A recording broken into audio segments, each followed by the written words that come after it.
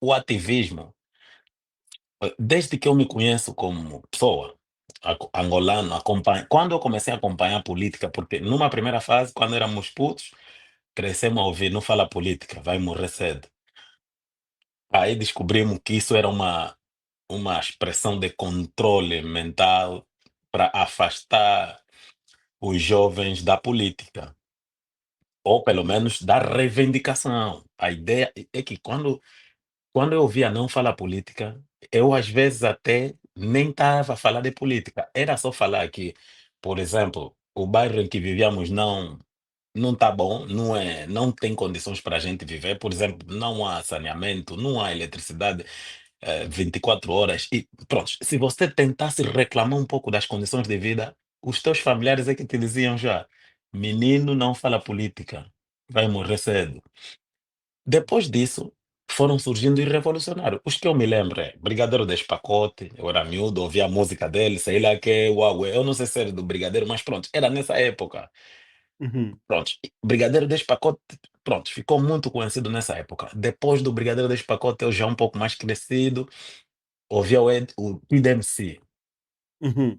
Nessa altura, pronto, nós vivíamos e parecia que, pronto, aquilo era normal. Só que da medida que nós fomos crescendo, mais conhecimento fomos adquirindo, começamos a entender melhor, né, melhor como estava articulado isso, o governo, pronto, quais são as responsabilidades, direitos e deveres do cidadão. Pronto, começamos a entender e vimos que afinal a riqueza do país é nossa, não é só de um grupo Hum. que sequestrou tudo isso. Então, começamos a entender e aí pronto, entrei também no grupo de pessoas que reivindicam. Só que quando eu entro para esse grupo de pessoas que reivindicam, e eu me refiro mesmo à participação de protestos, prontos, Uhum. manifestações que foram convocadas já na altura, depois do assunto do 15+2, e pronto, surgiu a sociedade civil contestatária, era um grupo muito forte, pronto, no meu ponto de vista, um grupo muito forte, e tinha nomes como Maibro Viega, tinha, nomes como vários outros que eu não me lembro, e depois mas eles convocavam protesto, eu só Uhum. participava, porque eu sabia: "Não, eu também o bairro em que vivo também não presta, epá, vou lá reclamar também", e eu ia. Só que depois comecei a Uhum. entender mais ou menos como estava estruturado a questão dos ditos revolucionários, e aí eu tive uma surpresa muito grande. Começamos a ver que dentro desse ativismo havia muitos mercenários. E o que é que os Hum. mercenários fazem? Eles se tornam populares, né? Como é que se torna popular agora? Basta fazer um vídeo a falar do João Lourenço, a falar da governação. Como nem todos têm essa habilidade de fazer vídeo, convencer, por exemplo, falar bem em vídeos e não só em lives, eles acabam tendo muitos seguidores. E quando eles têm muitos seguidores, se torna uma pessoa popular, né, acho que não é Uhum. o termo correto, pronto, se torna conhecido e acaba sendo os grupos políticos e também pelos frutos que eles produzem, estão dentro desse sistema, Uhum. eles se tornam uma pessoa útil para atrair votos. Pois. Então, eles acabam se vendendo. Só que para manter esse negócio, porque isso é mesmo um negócio, eles têm que continuar disfarçados. Mas, nas últimas eleições, foi onde mais se viu revolucionários a serem vendidos.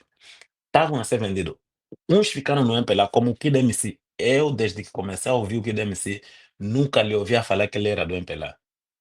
Eu lhe ouvia falar do MPLA depois. Ele chegou, parece que, eu vi uma entrevista dele, ele a dizer: "Não, eu sou do MPLA, eu nunca saí do MPLA, eu sempre fui do MPLA". Oh, Então epá, ele fez, quer dizer, ele é um desses, será que ele é um desses que usou a música, contestatária, para ganhar, digamos, mercado e visibilidade para o próprio MPLA, será isto?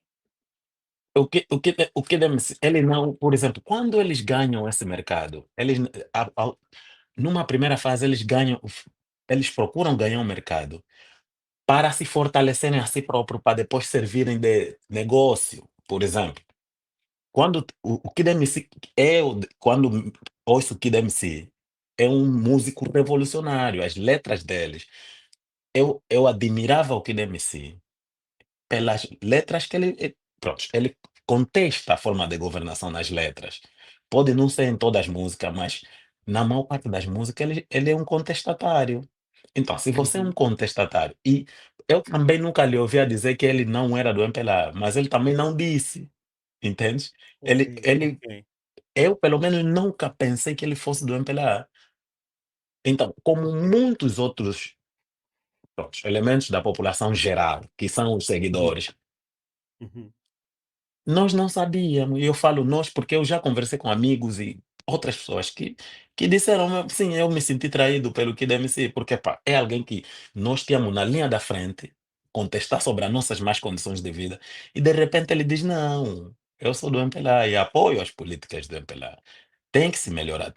Tipo, a teoria é essa, então eles se fortalecem, se tornam conhecidos e depois se tornam importantes, porque uma pessoa que não tem visibilidade social não tem utilidade nenhuma, né. Hum. Basta ver agora que os partidos políticos na oposição, na suposta oposição, estão a recrutar músicos por causa da visibilidade. Não é porque os músicos, prontos, é por causa da influência que eles têm, que os músicos têm, Uhum.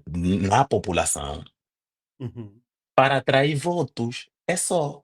E o músico quando vai aderir ao partido, não é porque eles gostam do programa do partido que eles estão a aderir, é porque eles esperam ter, por exemplo, um assento na Assembleia, por exemplo, serem deputado. Isso é um sonho de muitos ativistas. E eu te digo isso com propriedade. Sonho de muitos ativistas serem deputados em Angola. Então, o que que eles fazem? Ok. Ou drabam a população que eles são da sociedade, pronto, que são revolucionários, são ativistas, mas não Hum. propriamente são ativistas, eles são mercenários. Quando conseguirem a população, pressionam o partido que eles aderiram a lhes dar um lugar Um para serem deputado. Isso aconteceu em deputado. 2022. Tem vários nomes que tentaram ser deputado na UNITA e não deu certo.